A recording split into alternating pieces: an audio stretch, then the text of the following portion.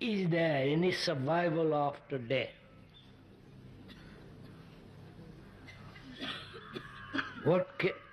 When man dies, full of attachments and regrets, what happens to this residue? Is there any survival after death? When man dies full of sorrow, attachments, regrets, what happens to this residue? I don't quite understand. To this residue of what? Is there any survival after death? That's a real question, isn't it, sir? No? You want to talk about death?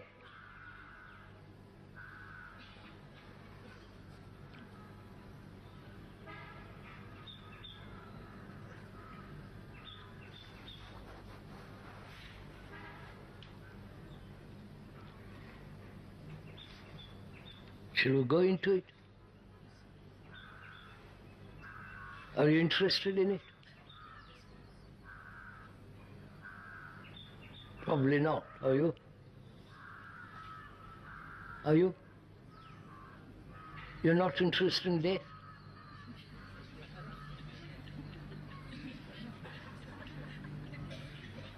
What a lot of fuss you make when somebody dies close to you. Have you noticed that? Everybody else cries with you. You know what goes on in India when somebody dies? The appalling fuss they make about it.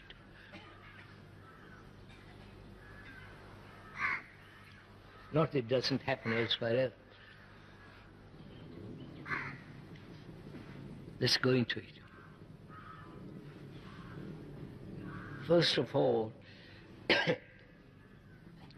do you perceive, do you actually realize that your consciousness is the consciousness of mankind? Realize that? Is that a fact to you?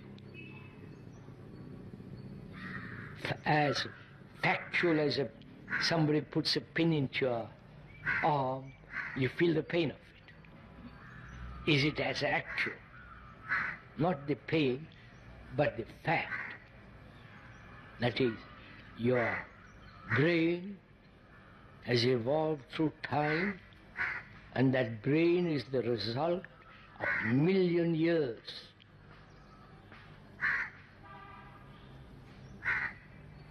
And that brain may be conditioned if it lives in one part of the world, right, under a different culture, different climate, but it is the common brain of mankind.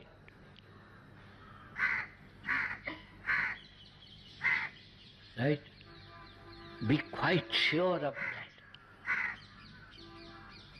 It's not your individual brain. That brain has inherited various responses, right? That brain with its gene, which is also partly inheritance, partly of time, that is the common factor of mankind, right? Do you understand this? So it's not your brain. Thought may say it's my brain. Thought may say I am the individual. Right? That's our conditioning. Are you an individual? Go into it, sirs. Are you an individual? You have a name. You have a different form, different name, different form. A different face. Short, tall, dark, etc., etc. Does that make individuality? Does it, you are belonging to a certain type of, or a group, or a community, or a country, does that make you different? Or make you an individual? You come on some move.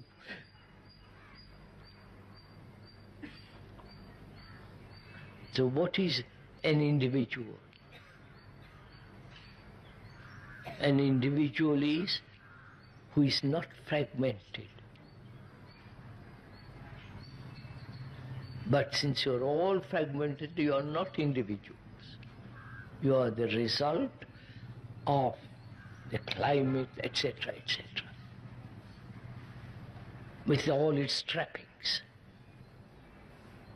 So if that fact is soaked into your blood, that is a fact. You may consider yourself in it, but that's merely the expression of thought. Thought is common to all mankind, based on experience, knowledge, memory, stored up in the brain. Right? The brain is the center of all the sensory responses, which is common to all mankind. I don't know if you're following all this. This is all logical. So when you say, what happens to me after I die, right? Have you understood, sir? That's what you're interested in. Me, that's going to die. What is the me?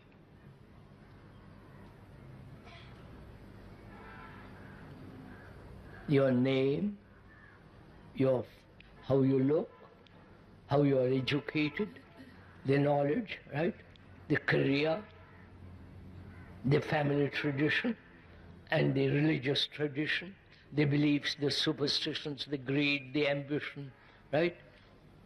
Look at it, sir. All the chicanery that goes on, the ideals that you have, all that is you, right? Which is your consciousness.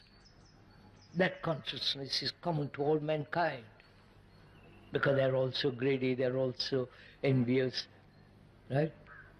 They are frightened, they want security, they are superstitious, they believe in one kind of God and you believe in another kind of God.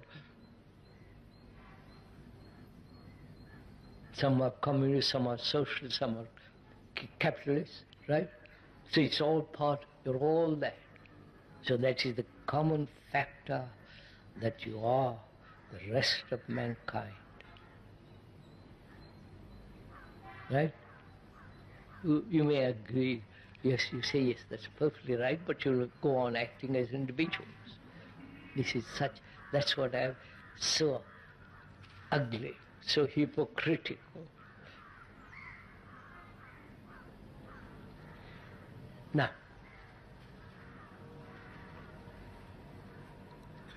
what is it that dies? You follow what I'm... If my consciousness is the consciousness of mankind, modified, etc., etc., it's the consciousness which is, I think is me, is the common consciousness of man, right? Then what happens when I die?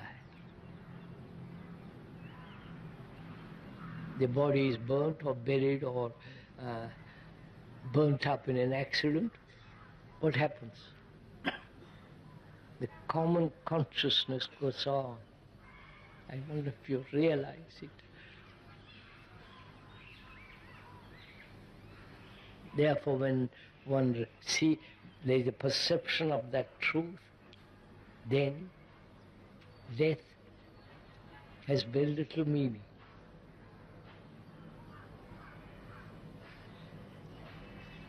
There is no fear of death. There is fear of death only when I, as an individual, which is the tradition, which is the brain has been programmed like a computer, saying, I am an individual, I am an individual, I believe in God, I believe this, I believe that. The computer can do all that. You understand? Can repeat. So,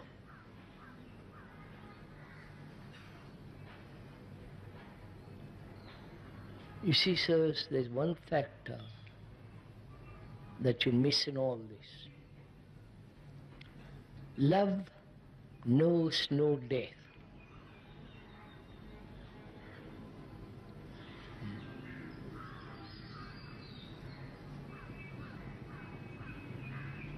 Compassion knows no death.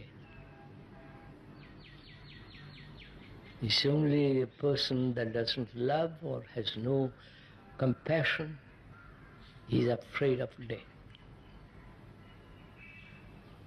Then you will say, how am I to love? Right? How am I to have compassion? As though you can buy it in the market.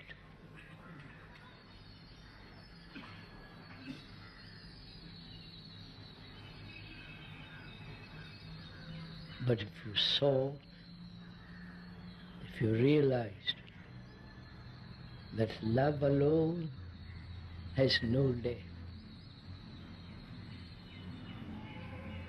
so that is real illumination, you understand? That's beyond all wisdom, all words,